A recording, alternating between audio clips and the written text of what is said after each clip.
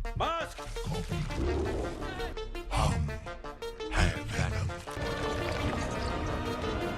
Hey guys, আজ আমি explain করব 2018 সালে মুক্তি পাওয়া একটি অ্যাকশন, অ্যাডভেঞ্চার ও সায়েন্স ফিকশন মুভি ভেনম। এই মুভিটি মার্ভেলের একটি অংশ, আর এ পর্যন্ত এর 3টি পর্ব রিলিজ হয়েছে। আপনারা যারা স্পাইডারম্যান সিরিজ দেখেছেন তারা অবশ্যই ভেনম সম্পর্কে কম বেশি অবগত আছেন। যদিও স্পাইডারম্যান সিরিজ আমি এক্সপ্লেন করিনি, তবে আপনারা রিকোয়েস্ট করলে অবশ্যই এক্সপ্লেন করার চেষ্টা করব। তো যাই হোক, বর্তমানে ভেনম মুভিটির IMDb রেটিং রয়েছে 6.6 আউট অফ 10। তাহলে চলুন শুরু করা যাক আজকের এক্সপ্লেন ভিডিও। শুরু করার আগে আমি রিফাত আছি আপনাদের সাথে। স্বাগতম আমার চ্যানেলে BM দ্য এক্সপ্লেইনার।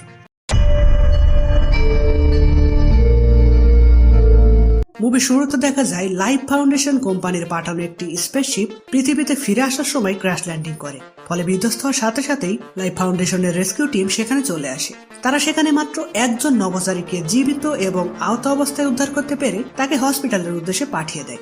এখানে তারা মূলত মহাকাশে স্পেসশিপ পাঠিয়েছিল মানুষের বসবাসযোগ্য নতুন কোনো গ্রহের সন্ধানে, কিন্তু স্পেসে তারা একটি ধূমকেতু দেখতে পায় এবং তার ভিতর থেকে 4টি সিম্বিয়ট উদ্ধার করে, আর সেটি নিয়ে আসার সময় তারা ক্র্যাশ ল্যান্ডিং করলো। সিম্বিয়ট হলো এক প্রকার এলিয়েন যারা অনেক শক্তিশালী, কিন্তু তাদের কিছু করতে হলে কোনো হোস্ট বা অবলম্বনের প্রয়োজন। সেটা মানুষও হতে পারে অথবা কোনো জীবিত প্রাণী। তো বিধ্বস্ত হওয়া স্পেসশিপ থেকে তারা 3টি সিম্বিয়টকে সুরক্ষিত অবস্থায় পেলেও একটিকে তারা খুঁজে পায় না। এদিকে দেখা যায় যে আহত নভোচারীকে তারা হসপিটালে নিয়ে যাচ্ছিল, তার শরীরেই সেই 4র্থ সিম্বিয়টটি প্রবেশ করেছিল। আর পথে মধ্যে হঠাৎই সে জাগ্রত হয়ে গাড়িতে থাকা লোকদের মেরে একটি মহিলা পুলিশের শরীরে প্রবেশ করে। তারপর সে লাইফ ফাউন্ডেশনের উদ্দেশ্যে রওনা দেয়, কারণ সে জেনে গেছে ওই কোম্পানি তাদেরকে পৃথিবীতে এনেছে, আর তার সাথীরাও এখন সেখানেই আছে। তো সিন শিফট হলে আমরা মুভির মেইন ক্যারেক্টার এডি ব্রক এবং তার গার্লফ্রেন্ড অ্যানকে দেখতে পাই। এডি ছিল একজন নামকরা সাংবাদিক, আর অ্যান কাজ করতো সেই লাইফ ফাউন্ডেশন কোম্পানিতে। তো এডি তার অফিসে গেলে তার বস তাকে জানায়, তুমি অনেক দারুণ কাজ করে থাকো, তাই আজ তোমাকে একজন বিশেষ মানুষের ইন্টারভিউ নিতে হবে। মানুষটি হলো লাইফ ফাউন্ডেশনের মালিক কার্লটন ড্রেক।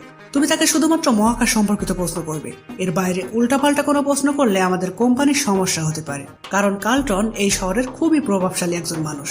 এরপর এডি বাড়ি ফিরলে তার গার্লফ্রেন্ডের ল্যাপটপ থেকে সে জানতে পারে লাইফ ফাউন্ডেশন নিঃস্ব এবং অসহায় মানুষদের ধরে নিয়ে গিয়ে বিভিন্ন বিপজ্জনক এক্সপেরিমেন্ট করছে, যার কোনোটাই সফল না হয় তারা মারা যাচ্ছে।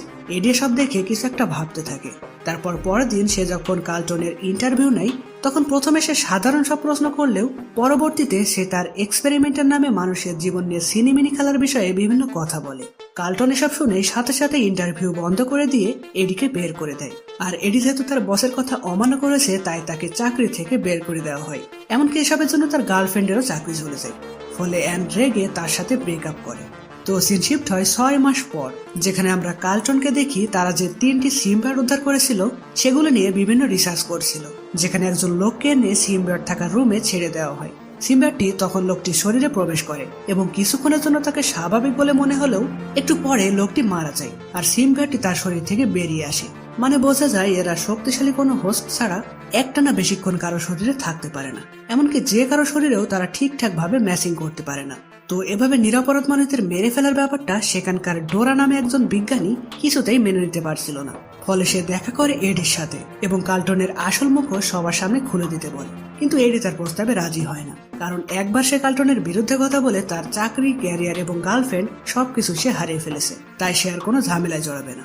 তো এরপর দেখা যায় এডি তার গার্লফ্রেন্ডের সাথে দেখা করতে গেলে সে দেখে অ্যান বর্তমানে ড্যান লুইস নামে একজন ডাক্তারের সাথে রিলেশন শুরু করেছে। এডি তো এটা দেখে খুবই কষ্ট পায়, তাই সে সিদ্ধান্ত নেয় কার্লটনের জন্য যেহেতু সে তার সবকিছু হারিয়ে ফেলেছে, তাই এবার তাকে সে উচিত শিক্ষা দেবে। তাই সে ডোরাকে ফোন করে তার প্রস্তাবে রাজি হয়ে যায়।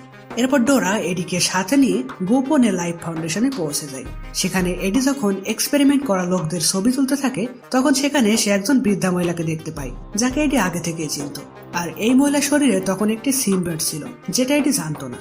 তো এডি তাকে দেখে তাকে বাইরে বের করার চেষ্টা করে। যখন সেই চেম্বারের দরজা খোলে, তখন মহিলাটি তার উপর ঝাঁপিয়ে পড়ে আক্রমণ করার জন্য, আর মহিলার শরীরে থাকা সিম্বিয়টটি এডির শরীরে ঢুকে পড়ে, যেটা এডি বুঝতেও পারে না। তো এতক্ষণে সেখানকার গার্ডেরা টের পেয়ে যাওয়ায় এডিকে তারা ধাওয়া করে, আর তাদের থেকে পালানোর সময় এডি বুঝতে পারে সে হঠাৎই অনেক পাওয়ারফুল হয়ে গেছে। ফলে সে খুব সহজেই পালিয়ে বাড়িতে ফিরে আসে।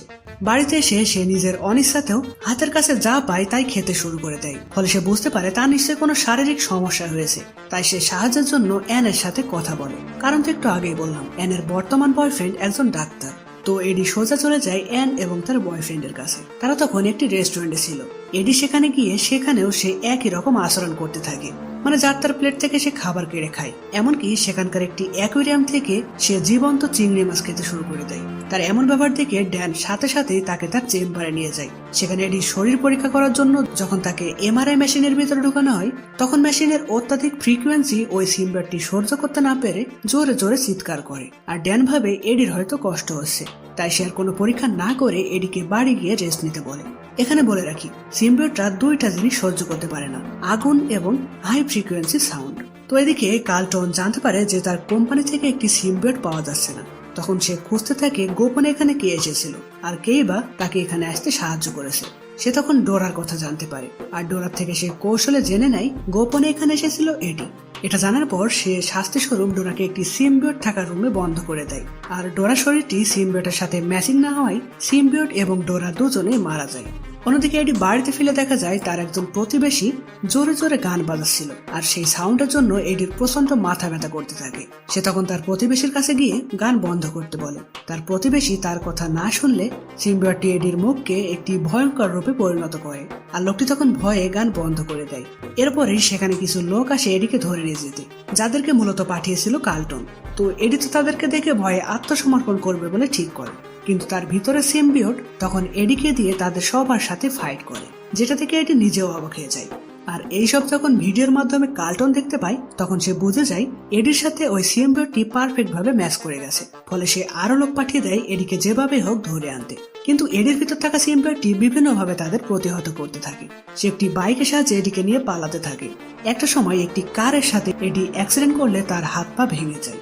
তখন কার্লটনের একজন লোক সেখানে চলে আসে এডিকে ধরতে, কিন্তু সিম্বিওটটি তখন এডির সমস্ত বডিতে ছড়িয়ে ভেনম রূপে নিজেকে আত্মপ্রকাশ করে। আর কার্লটনের সেই লোকটির মাথা চিবিয়ে সেখান থেকে পালিয়ে যায়। পালিয়ে একটি নিরাপদ জায়গায় আসার পর এডি লক্ষ্য করে তার হাত পা সম্পূর্ণ ঠিক হয়ে গেছে। তখন তার ভিতরে থাকা সিম্বিওটটি তার শরীর থেকে কিছুটা বেরিয়ে এসে তার সাথে কথা বলতে থাকে। সে তার নাম বলে ভেনম, এবং এও বলে যদি বাঁচতে চাও তাহলে এখন থেকে আমার ইচ্ছা মতন তোমাকে চলতে হবে। এডি তো ভয়ে ভয়ে তার কথা মেনে নেয়, কিন্তু জানতে চাই তুমি আসলে চাওটা কি।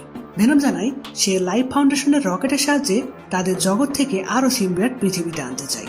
তো এরপর দেখা যায় এডি তার আগের সেই বসের সাথে দেখা করতে যায়, যাতে কার্লটনের অফিস থেকে তোলা ফটোগুলো তাকে দিয়ে কার্লটনের আসল মুখোশ ফাঁস করা যায়। ফলে প্রথমে সে স্বাভাবিকভাবে প্রবেশ করতে গেলে তার পরিচিত একজন গার্ড তাকে বাধা দেয়। ফলে সে ভেনমের সাহায্যে লাফিয়ে লাফিয়ে সেই বিল্ডিং এর একদম উপরে উঠে যায়। কিন্তু তখনই সেখান দিয়ে এরোপ্লেন যাওয়ায় তার অত্যাধিক শব্দে ভেনম তার ক্ষমতা হারিয়ে এডি নিচে পড়ে যেতে থাকে। অবশ্য পুরোপুরি পড়ার আগেই ভেনম তাকে বাঁচিয়ে নেয়। এরপর সেই ছবিগুলো তার বসের টেবিলে রেখে সে বাইরে আসলে কার্লটনের লোকজন তাকে চারিদিক থেকে ঘিরে ধরে। তখন সিম্বিওটটি ভেনম রূপে এসে সবার সাথে ফাইট করতে থাকে। এদিকে ড্যান যে এডির এমআরআই করেছিল তার রিপোর্ট হাতে পেয়ে সে বুঝতে পারে এডির মধ্যে ক্ষতিকারক কিছু একটা আছে। তাই সে অ্যানকে ফোন করে বলে এডিকে নিয়ে দ্রুত তার চেম্বারে আসতে। ফলে অ্যান খুঁজতে খুঁজতে এডির কাছে পৌঁছালে সে দেখে ভেনম একজনকে খেয়ে ফেলতে যাচ্ছে। অ্যান তো তখন ভয়ে পালাতে যায়, আর সেটা দেখে এডি তার আসল রূপে ফিরে এসে দৌড়ে গিয়ে অ্যানকে বলে সে খুবই বিপদের মধ্যে আছে, তার অনিচ্ছা সত্ত্বেও একটি জিনিস তাকে কন্ট্রোল করছে। অ্যান তখন তাকে দ্রুত ড্যানের কাছে নিয়ে যায়। রাস্তাতে অ্যান এডির থেকে জানতে পারে ওই জিনিসটি শুধুমাত্র আগুন এবং হাই ফ্রিকোয়েন্সি সাউন্ডকেই ভয় পায়। তো তারা ড্যানের চেম্বারে আসলে ড্যান জানায় তোমার ভিতরে একটি পরজীবী বাস করছে, যেটা ক্রমান্বয়ে তোমাকে শোষণ করে চলেছে। তার কথা শুনে ভেনম এডিকে বলে ওর কথায় একদম কান দিও না, তোমার যা ক্ষতি হচ্ছে সেটা আমি তোমাকে হিল করে দিচ্ছি। দেখলে না তোমার হাত পা কিভাবে ঠিক করে দিলাম। কিন্তু এ নিয়ে ড্যানের সাথে কথা কাটাকাটি হলে ভেনম রেগে ড্যানের গলা চেপে ধরে। অ্যান তখন তাড়াতাড়ি সেখানকার একটি মেশিনের হাই ফ্রিকোয়েন্সি চালু করে দেয়। ফলে সেই শব্দে ভেনম এডির শরীর থেকে আলাদা হয়ে যায়, আর তাকে একটি রুমে আটকে ফেলা হয়।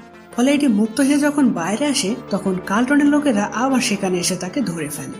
এখানে দেখা যায় ভেনম সেই আটকা ঘরের একটি ভেন্টিলেটরের সাহায্যে বাইরে চলে আসে। এরপর সে একটি কুকুরের শরীরে প্রবেশ করে, আর কুকুরটি অ্যানের কাছে গেলে ভেনম অ্যানের শরীরে ঢুকে যায়। এদিকে মুভির প্রথমে আমরা যে সিম্বিওট থাকা মহিলা পুলিশকে দেখেছিলাম, সে এরপর একটি বৃদ্ধা মহিলা শরীরে প্রবেশ করে, তারপর একটি বাচ্চা মেয়ের শরীরে। সেই বাচ্চাটি সোজা চলে যায় কার্লটনের কাছে, আর কার্লটন তার কাছে আসলে সিম্বিওটটি কার্লটনের শরীরে প্রবেশ করে। এই সিম্বিওটটির নাম ছিল রায়ট। তো এরপর এডিকে বন্দি করে আনার পর কার্লটন তার কাছে জানতে চায় সিম্বিওটটি কোথায়, কিন্তু এডি কিছু না বলাই কার্লটন রায়ট রূপে এসে তাকে বলে ভেনম কোথায়। কিন্তু তাতেও এডি কিছু না বলাই কার্লটন এডিকে মেরে ফেলার নির্দেশ দেয়। ফলে তাকে মারার জন্য একটি জঙ্গলে নিয়ে আসা হয়। এরপর তাকে প্রায় মারতেই যাবে, তখনই সেখানে অ্যান চলে আসে ভেনম রূপে আর কার্লটনের লোকদের মেরে সে পুনরায় এডির শরীরে প্রবেশ করে। তারপর ভেনম জানায় আমাদের কার্লটন ও রায়টকে আটকাতে হবে, কারণ রায়ট চাই আরো অনেক সিম্বিয়টকে পৃথিবীতে এনে সকল মানুষদের শেষ করে এখানে সিম্বিয়টদের রাজত্ব বানাতে। যদিও আমি আগে এমনটাই চাইতাম, তবে তোমার সাথে থাকতে থাকতে আমার মানুষদের অনেক ভালো লেগে গেছে, তাই আমি চাই না তাদের কোনো ক্ষতি হোক। এদিকে দেখা যায় রায়টের নির্দেশ মতন কার্লটন আরো সিম্বিয়ট পৃথিবীতে আনার জন্য সে একটি রকেট লঞ্চ করার সিদ্ধান্ত নিয়েছে। ফলে সেই রকেটের উদ্দেশ্যে রায়ট ও কার্লটন যখন রওনা দেয় তখন তাদের সামনে এসে দাঁড়ায় ভেনম এবং এডি। এখানে ভেনম ও রায়টের মধ্যে আমরা দুর্দান্ত একটা ফাইট দেখতে পাই, কিন্তু রায়ট অনেক শক্তিশালী হওয়ায় ভেনম তার সাথে কিছুতেই পারছিল না, যেটা দূর থেকে অ্যান লক্ষ্য করে সেখানকার হাই ফ্রিকোয়েন্সি চালু করে দেয়। তখন রায়ট ও ভেনম তাদের হোস্টের শরীর থেকে আলাদা হয়ে যায়। এরপর এডি ও কার্লটন নিজেদের মধ্যে ফাইট করতে থাকে। একটা সময় রায়ট কার্লটনের শরীরে পৌঁছে এডির বুকে একটি মেটাল ঢুকিয়ে সেই রকেটের দিকে চলে যায়, কারণ রকেটটা কিছুক্ষণের মধ্যেই লঞ্চ হবে। তখন দেখা যায় ভেনম অনেক কষ্টে এডির শরীরে ফিরে এসে তার ক্ষতকে সারিয়ে দেয় আর তার বুকের সেই মেটালটি নিয়ে লাফিয়ে রকেটের ফুয়েল ট্যাঙ্ক লিক করে দেয়। ফলে রকেটটি ব্লাস্ট হয়ে কার্লটন ও রায়ট আগুনে পুড়ে মারা যায়, সাথে ভেনমও মারা যায়, কিন্তু এডি কোনো মতে পানিতে পড়ে বেঁচে যায়। তো এরপর বেশ কয়েকদিন পরের কাহিনী দেখানো হয়, যেখানে এডি এবং অ্যান এখন জাস্ট ফ্রেন্ড হিসাবেই তাদের সম্পর্ক রেখেছে। এখানে তারা দুইজন গল্প করার সময় দেখা যায় ভেনম আসলে মারা যায়নি, সে এখনো এডির মধ্যেই রয়েছে, কিন্তু এটা সে অ্যানকে জানতে দেয় না। এরপর এডি হাঁটতে হাঁটতে ভেনমকে বোঝাতে থাকে সে যেন যাকে তাকে আক্রমণ না করে শুধুমাত্র খারাপ লোকদেরকে আক্রমণ করে। তো এরপর এডি একটি শপে গেলে দেখে সেখানে একজন ছিনতাইকারী এসে শপের মালিককে মেরে ফেলার ভয় দেখিয়ে টাকা দিতে বলছে।